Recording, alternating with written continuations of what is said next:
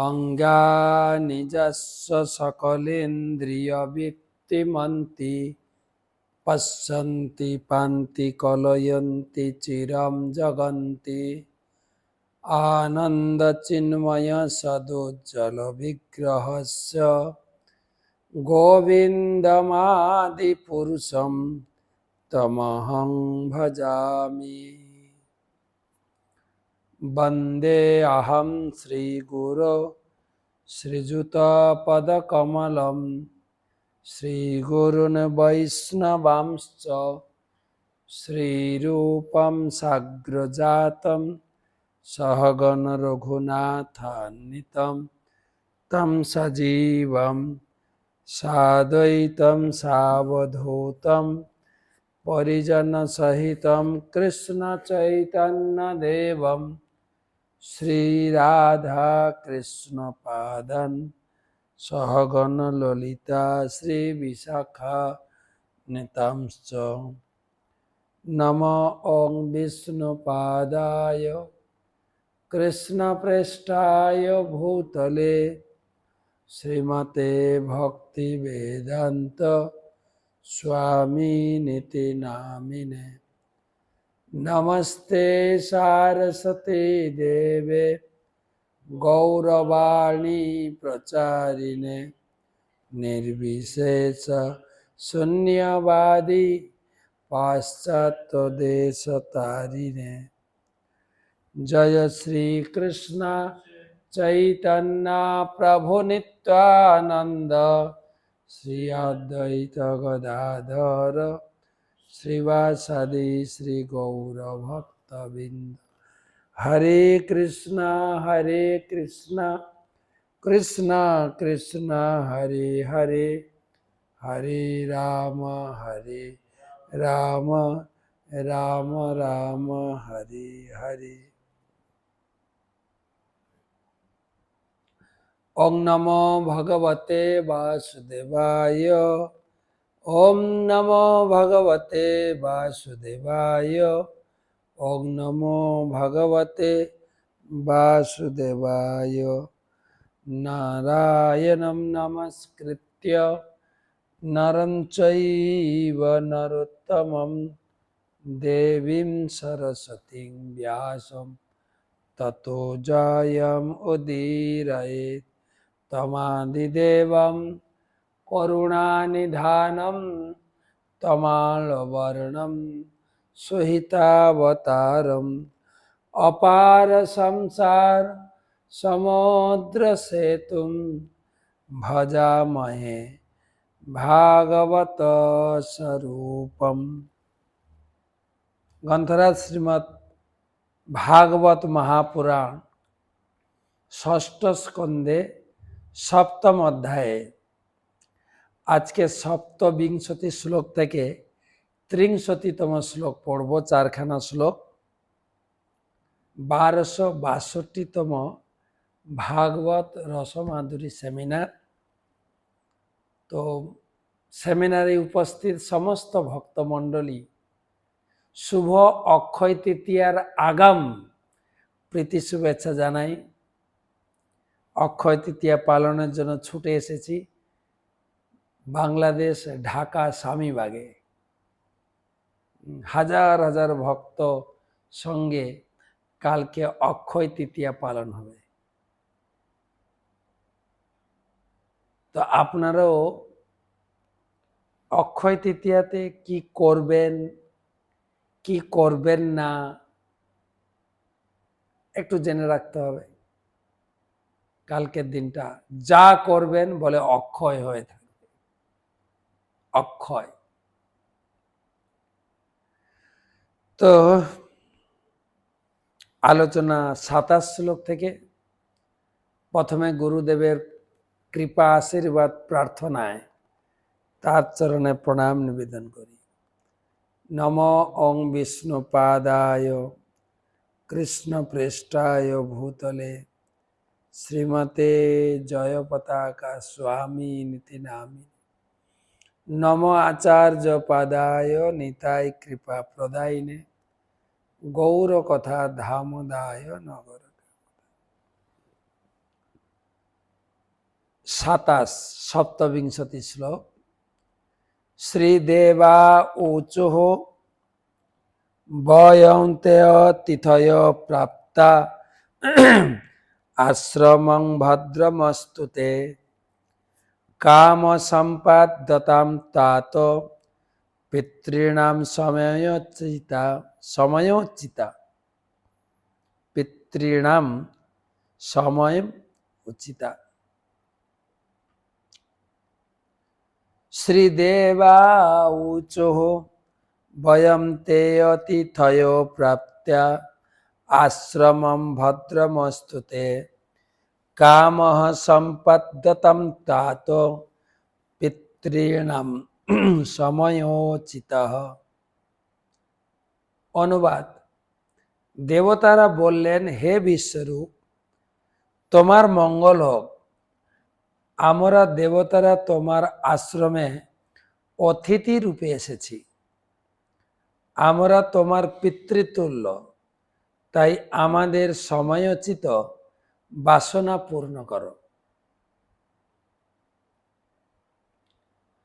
আমরা গতকালকে শুনছিলাম অহবিলম থেকে যে ব্রহ্মার নির্দেশ অনুযায়ী, ব্রহ্মার দিক নির্দেশনা পেয়ে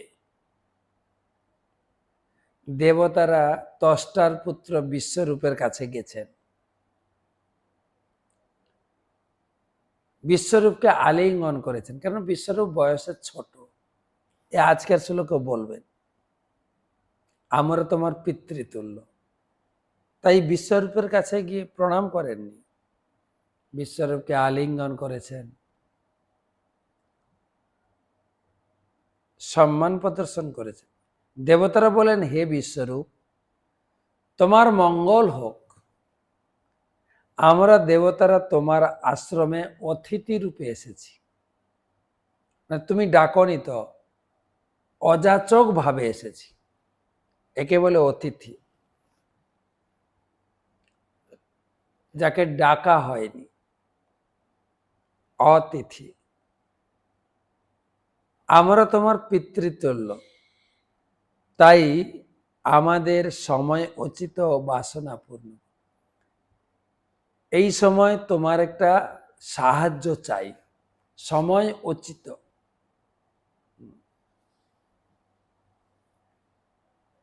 কোন সময় যে কার কেমন যায়, এই দুনিয়াতে দেবতাদের সাহায্য চায় সবাই। এই ভোট পড়েছে, দেবতাদের কাছে পুজো দেবে। বাচ্চারা যখন পরীক্ষায় এসে যায় মায়ের কাছে, বাবার মানে দেবদেবীর কাছে, হ্যাঁ, কি বলে, মানত করে, আমার যদি পরীক্ষাটা ভালো হয়ে তোমাকে এক কাঁধি কলা দেবো মা, তুমি আমার পরীক্ষাটা, আমার ভয় লাগছে গো। দেবতাদের সাহায্য চাইছে।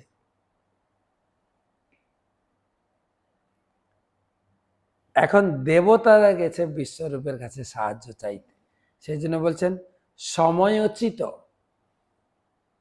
সময় সময় আমাদেরও তোমার সাহায্য লাগে। এখান থেকে আরেকটা কথা আমার মনে পড়ে গেল। আমার গুরুদেব তিনি বলেন, কারো সঙ্গে খারাপ ব্যবহার করো না। কার কখন সাহায্য লাগবে কি মনে করেন? আমাদের রাজনীতিতে যখন যে পার্টিতে থাকে সেই পার্টির সুনাম করে অপর পার্টিকে গালাগালি দিয়ে একদম তছনছ করে দেয়। এখন আপনি বলবেন তারা যদি হেরে যায়, তাদের লাজ লজ্জা নেই তো? যেই পার্টি এখন সরকারে আছে তাদের সুনাম গাইবে, তাদের দলে থাকে, সেই পার্টি যখন পড়ে যায় অন্য পার্টিতে ঢুকে যায় ওরা। লোক তো একই, আগেও ওনার সিপিএম করতো, এখন তৃণমূল করছে, আবার যদি বিজেপি আসে ওই লোকগুলো বিজেপিতে ঢুকে যাবে। তাদের লাজ লজ্জার, কিন্তু আমাদের সাবধান হতে হবে, আমাদের সাবধান। গুরু মহারাজ বলছেন, কারো সঙ্গে খারাপ ব্যবহার করো না। ড্রেনের জল পান করতে না পারলেও আগুন নেভানোর কাজে লাগতে পারে। খুব গুরুত্বপূর্ণ কথা। কিন্তু ড্রেনের জল পান করার উপযুক্ত না হলেও আগুন নেভানোর জন্য কাজে লাগতে পারে, মানে সবাইকে তোমার কাজে লাগবে। বক্তব্যটা হচ্ছে তাই কারোর সঙ্গে খারাপ ব্যবহার নয়। তাই এখানে সে কথাটা দেবতারা বলছেন, আমরা সবাইকে সাহায্য করি, সবাই আমাদের সাহায্যের জন্য পিছনে ছুটে বেড়ায়, আজকে আমরা এসে তোমার কাছে সাহায্য চাইতে, তুমি ফেরাবে না আমাদের। পুত্রাণাম হি পরো ধর্ম পিতৃ শুশ্রূষণম শতাম অপি পুত্রবতাম ব্রহ্মণ কিমুত ব্রহ্মচারিণম। পুত্রাণাম হি পরো ধর্ম পিতৃ শুশ্রূষণম শতাম অপি পুত্রবতাম ব্রহ্মণ কিমুত ব্রহ্মচারিণম।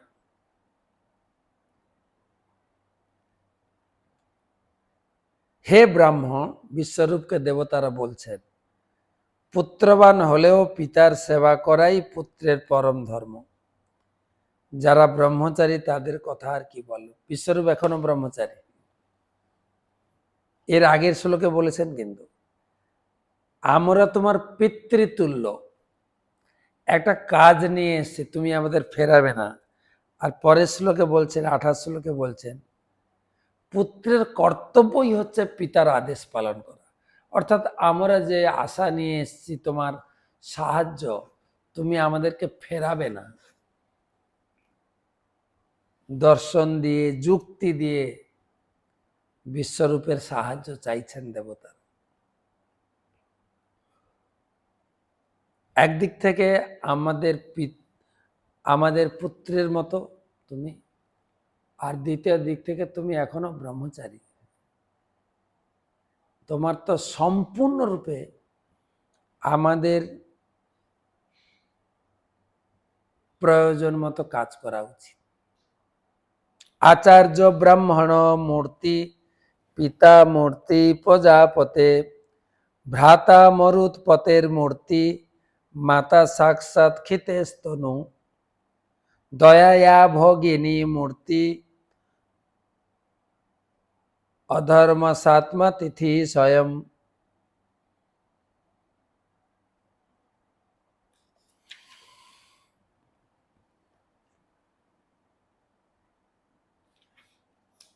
ধর্মস্যাত্মতিথি স্বয়ং অগ্নেরভ্যাগত মূর্তি সর্বভূতানি চাত্মন।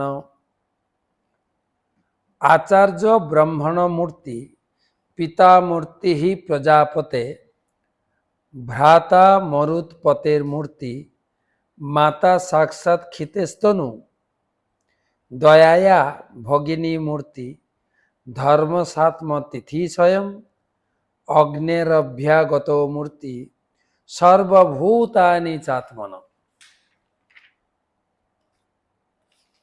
29-30 দুটো শ্লোক একসঙ্গে।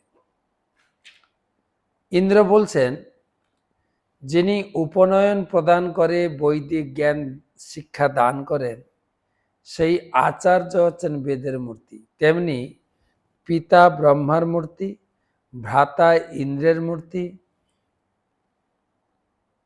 মাতা সাক্ষাৎ পৃথিবীর মূর্তি, ভগিনী দয়ার মূর্তি, অতিথি স্বয়ং ধর্মের মূর্তি, অভ্যাগত অগ্নিদেবের মূর্তি, সমস্ত জীবদেরা হচ্ছেন ভগবান শ্রী বিষ্ণুর মূর্তি। অর্থাৎ আমরা তোমার সবার বাড়ির লোক, কিন্তু তোমার ভাই বোন মাতা পিতা আমরাই সব। ইন্দ্র। আর এই শ্লোকের বিচার অনুযায়ী বিশেষ করে ইন্দ্র বিশ্বরূপকে কি বুঝাচ্ছেন সেটা বড় কথা নয়, কার সঙ্গে কার তুলনা করেছেন দেখেন।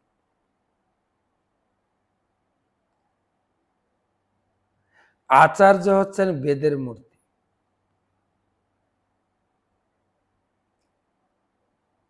বেদ বা ভগবানকে যেরকম সম্মান করা হয়, আচার্য বা গুরুদেবকে সেভাবে সম্মান করতে হবে। যস্য দেবে পরা ভক্তি যথা দেবে তথা গুরু। আপনি যেরকম ভগবানকে শ্রদ্ধা করেন, আচার্য বা গুরুকেও সেরকম শ্রদ্ধা করবেন।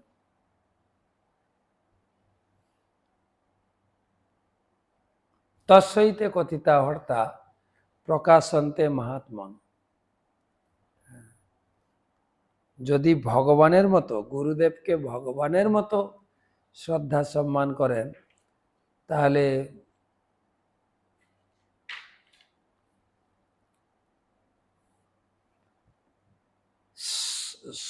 সম্পূর্ণ বেদের জ্ঞান তার হৃদয়ে প্রকাশিত হবে। আচার্য হচ্ছেন বেদের মূর্তি, পিতা হচ্ছেন ব্রহ্মার মূর্তি, ভ্রাতা হচ্ছেন ইন্দ্রের মূর্তি, মাতা হচ্ছেন পৃথিবীর মূর্তি, ভগিনী দয়া, অতিথি স্বয়ং ধর্মমূর্তি। আর সমস্ত জীবেরা হচ্ছেন ভগবান বিষ্ণুর মূর্তি, বা বলতে পারেন ভগবান বিষ্ণুর মন্দির, কেননা সকলের হৃদয়ে ভগবান অবস্থান করছে, সকলের হৃদয়ে। জীবে সম্মান দেবে জানি কৃষ্ণ অধিষ্ঠান। সমস্ত জীবকে সম্মান দিতে হবে, কেননা সমস্ত জীবের হৃদয়ে ঈশ্বর অবস্থান করতেন। সমস্ত জীব হচ্ছেন ঈশ্বরের মন্দির। কখনো কখনো আমি যখন ইস্কনে আসার আগে রামকৃষ্ণ কথামৃত বা বিবেকানন্দ বাণী এসব পড়তাম, খুব পড়তাম। বিবেকানন্দ বলেছেন, পাপকে ঘৃণা করো, পাপীকে না। তাই কোনো ব্যক্তিকে ঘৃণা বা তুচ্ছ-তাচ্ছিল্য বা অসম্মান করা উচিত নয়, করার অধিকার আপনার নেই। সবাইকে আপনার সাহায্য লাগতে পারে, সবাইকে নিয়েই আমাদের চলতে হবে।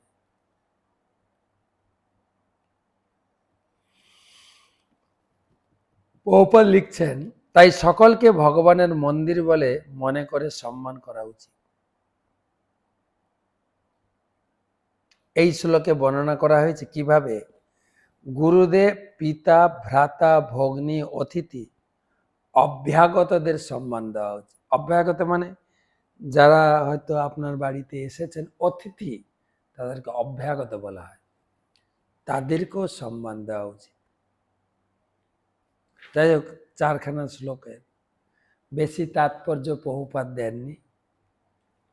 তো কালকে হচ্ছে অক্ষয় তৃতীয়া। অক্ষয় তৃতীয়া এই তিথিটা এত গুরুত্বপূর্ণ কেন?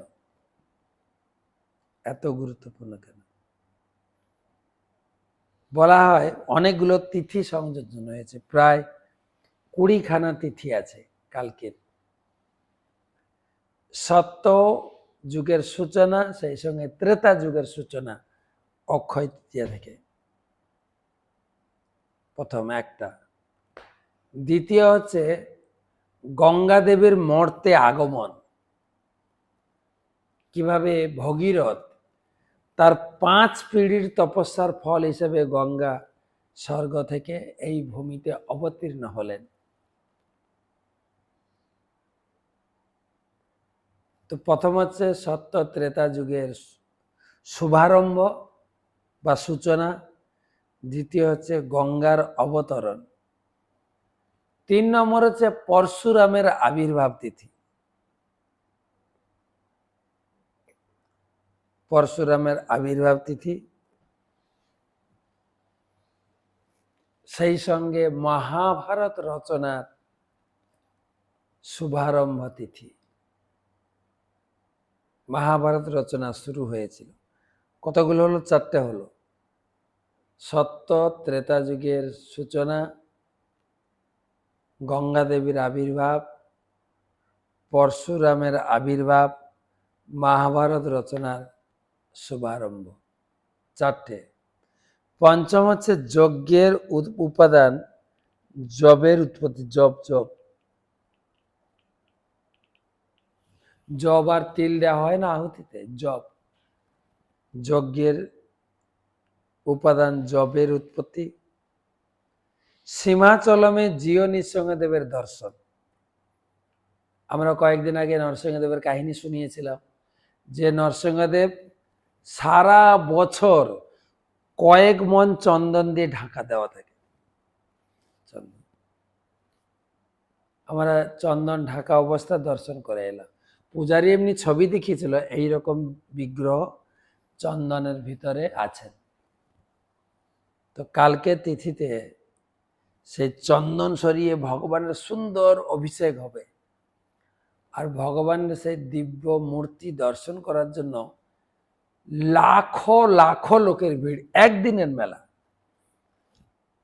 শুধু সিংহাচলমে নরসিংহদেবকে দর্শন করতে আসবে।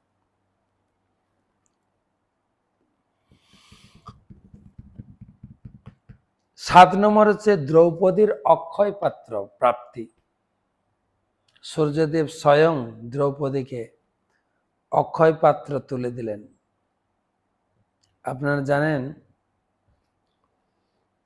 পঞ্চপাণ্ডব পাশা খেলায় হেরে গেলেন, তারপরে তাদের হলো 12 বছর বনবাস, 1 বছর অজ্ঞাতবাস। সেই বনবাসে যাচ্ছেন ভগবান কৃষ্ণ রাতারাতি তিনি বিশ্বকর্মাকে দিয়ে সেই কাম বনে বিশাল 84 খাম্বা প্রাসাদ বানিয়েছিলেন। আর যুধিষ্ঠির মহারাজ অতিথি পরায়ণ ছিলেন, প্রতিদিন প্রচুর অতিথির সেবা করতেন। কিন্তু সেবা করতে গেলে তো পুঁজি চাই, যে টাকা পয়সা জমা করে বিভিন্ন প্রকার জিনিসপত্র কিনে বৈষ্ণবদের সেবা প্রণামী দক্ষিণা দিতে পারি, কিন্তু জঙ্গলে কোত্থেকে পাবেন? আর তারা তো ছিলেন ক্ষত্রিয়, যে লোকের কাছ থেকে টাকা চাইবেন না। তো ভগবান নিজেই যুধিষ্ঠির মহারাজের অতিথি সেবাটাকে চলমান রাখার জন্য সূর্যদেবকে দিয়ে একটা অক্ষয় পাত্র থালি দিলেন, যে থালি থেকে যতটা খাবার চাই, যা খাবার চাই, লাড্ডু, মিঠাই, যদি বলেন সিজলার, নতুন আইটেম এসছে, সিজলার, লাজানিয়া, যেগুলো আগে জানতাম না, ইস্কনে এসে জানছি যে খাবারগুলো। তারপরে তো নর্মাল পিৎজা, স্প্যাগেটি, পাস্তার বিভিন্ন রকম পাস্তা, নুডলস, ম্যাকারনি, যা আপনার খেতে ইচ্ছা করে সব আপনি সেই পাত্র থেকে পাবেন। সেই পাত্র ভগবান সূর্যদেবকে দিয়ে দ্রৌপদীর হাতে তুলে দিয়েছিলেন। বদ্রিকাশ্রমের দ্বার উন্মোচন, এই যে 4 ধাম যাত্রা এই অক্ষয় তৃতীয়া থেকে শুরু হয়, কালী পূজা পর্যন্ত খোলা থাকবে। অক্ষয় তৃতীয়ার শুভ সূচনা। আর ব্রহ্মার সৃষ্টি কার্য সূচনা, ব্রহ্মা সৃষ্টি কার্য শুরু করেছিলেন। চন্দন যাত্রা শুরু। দেখি আমাদের এই মাঝখানে যে 21 দিনের ভিতরে যদি একটা দুটো তিনটা তো বৃহস্পতিবার আসার কথা। চন্দন যাত্রা কাহিনী চৈতন্য চরিতামৃত থেকে পড়ে শোনাব। কে শুরু করেছিলেন, কেনই বা চন্দন যাত্রা হচ্ছে, তার সুন্দর ইতিহাস চৈতন্য চরিতামৃত থেকে শোনাব। 10 নম্বর গেল রামচন্দ্রের রাজ্য অভিষেক। ভগবান রামচন্দ্র লঙ্কা বিজয় করে ফিরে এলেন, তারপরে তার রাজ্য অভিষেক হলো। আর কি কৃষ্ণ সুদামা মিলন, কুবেরের পদ লাভ, কুবের স্বর্গলোকের ক্যাশিয়ার পদে তিনি যুক্ত হলেন, অর্থাৎ কুবেরের অ্যাপয়েন্টমেন্ট অক্ষয় তৃতীয়াতে। আর কৃষ্ণ সুদামা, সুদামা বিপ্র যে পায়ে হেঁটে হেঁটে দ্বারকায় গিয়ে কৃষ্ণকে মিলিত হয়েছিলেন, কৃষ্ণ তাকে আলিঙ্গন করেছিলেন এবং কৃষ্ণ তার পদধৌত করেছিলেন, রুক্মিণী পদধৌতের সামগ্রী এনে দিয়েছিলেন।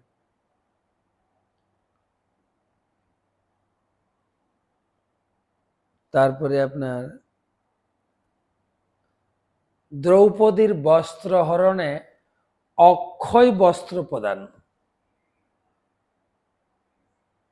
অক্ষয় বস্ত্র, বস্ত্র টেনে টেনে হাঁপিয়ে পড়ে গেলেন।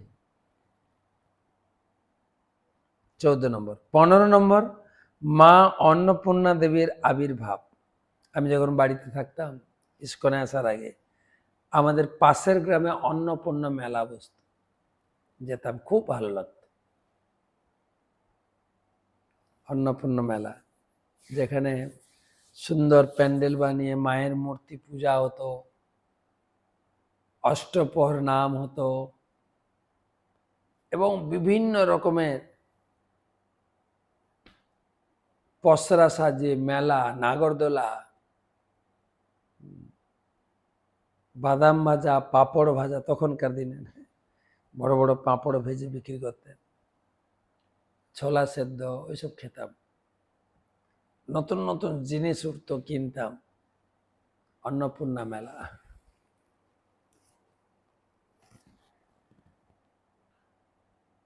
শঙ্করাচার্যের কলকাধার নামক বিখ্যাত, এটা আমি জানি না। দ্বাদশ গরুর দেবের সেবা, বাঁকে বিহারীর চরণ দর্শন বৃন্দাবনে কালকে তিথিতে, ব্রহ্মার পুত্র অক্ষয় কুমারের জন্ম। আর 20 নম্বর হচ্ছে জগন্নাথ দেবের রথের কাজ শুরু। এতগুলো তিথি। অক্ষয় তৃতীয়া এমন কি শুভ তিথি যেদিনে সৎকর্ম, দান, জপ, পূজা সবকিছু অক্ষয় ফল। ধন সম্পদ ঐশ্বর্য বৃদ্ধি পায়, অভাব দূর হয়ে সুখ সমৃদ্ধি আসে, পাপ ক্ষয় হয়, পুণ্য বৃদ্ধি পায়, জীবনের বাধা ও দুঃখ দূর হয়, সন্তান, পরিবার, স্বাস্থ্য ভালো থাকে, যে কোনো নতুন কাজের সাফল্য নিশ্চিত, মোক্ষ লাভের পথ প্রশস্ত হয়। এই দিনটা খুব নিষ্ঠা সহকারে লোকে পালন করে দেখা যায়। তা আমরা কি করতে পারি? আমাদের নিত্য সেবা যেটা আছে, গোবিন্দের সেবা, মঙ্গল আরতি থেকে যা যা আছে বেশি করে করবেন। আর আপনারা যারা গৃহস্থ আছেন, দান করুন। কালকে কিচ্ছু দান করুন যা অক্ষয় হয়ে থেকে যাবে।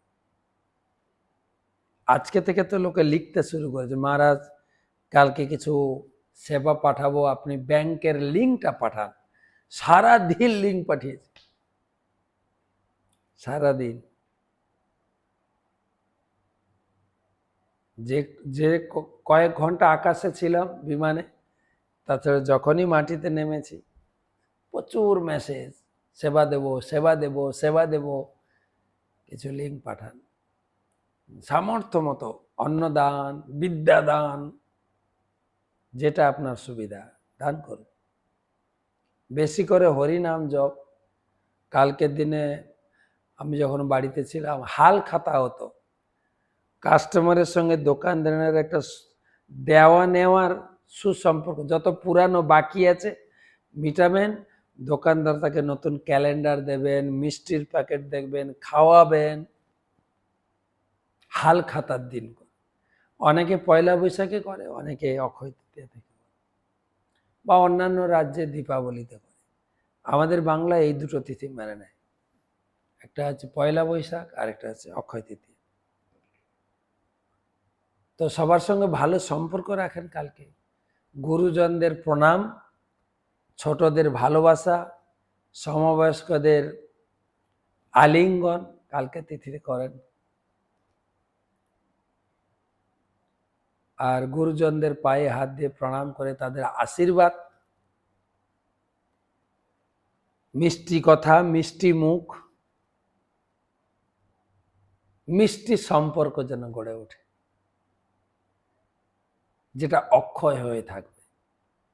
সেজন্য কোনো কোনো কথাকার বলে কিছু খারাপ কাজটাও অক্ষয় হয়ে থেকে যাবে, সাবধান থাকতে হবে। মন সংযম, ইন্দ্রিয় সংযম, বাক্য সংযম কালকের দিনে যতটা পারেন সেবা করে যান। বেশি নাম জপ, গীতা ভাগবতম পড়ুন, দান ধ্যান করুন, সেবা করুন।